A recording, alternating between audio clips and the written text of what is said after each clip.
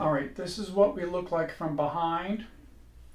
This image is looking at the back of the head and the back of the neck. Today we're going to talk about the atlas and the atlas subluxation. This atlas is shaped as though it's holding a sphere, which is the skull, and is shaped as though it's standing on a sphere, which is the top of C2.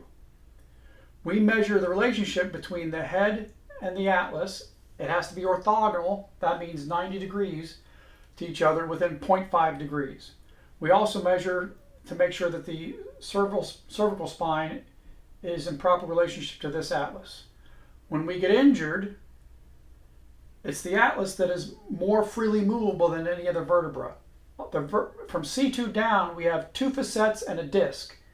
At C1, all we have is holding a sphere and standing on a sphere. And that's why this is the one that gets injured. Now, this atlas subluxation, when this atlas goes out of place, it can cause a lot of problems with the artery that runs through. This artery runs right through the transverse process here.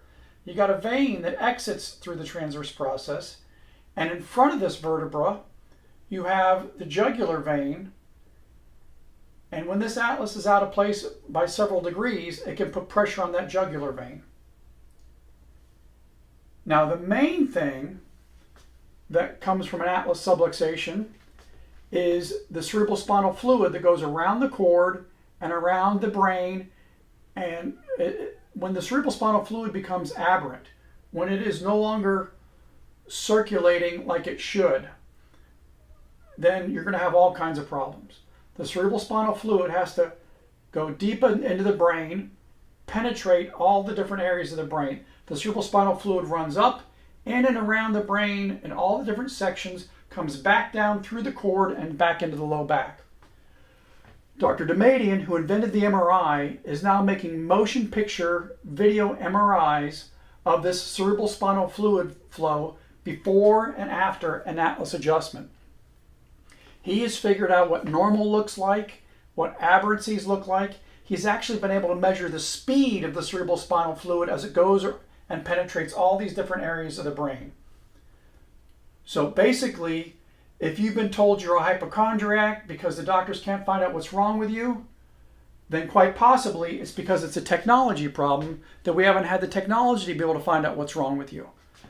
But if there's an aberrancy of the cerebrospinal fluid as it runs down through the cord, around the brain, and back out, it could cause just about anything, and the doctors aren't going to find it. Dr. Middleton is putting out some beautiful videos of his research. Watch for what he's doing these days. It's really amazing. But when people come in and we find this and fix this, they often use the word miracle because we're finding and fixing something that hasn't been found, hasn't been fixed, and we're changing their lives. I was in a wheelchair till I got this done to me.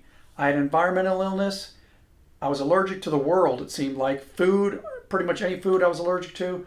Then when Dr. Sweat in Atlanta adjusted my atlas, the atlas was a bone out of place right here that was causing a problem here. When he fixed it, I didn't notice anything for 3 days. But after the third day, I could get up and walk and thrive and put on weight. And my environmental illness became a thing of the past. So have a blessed day.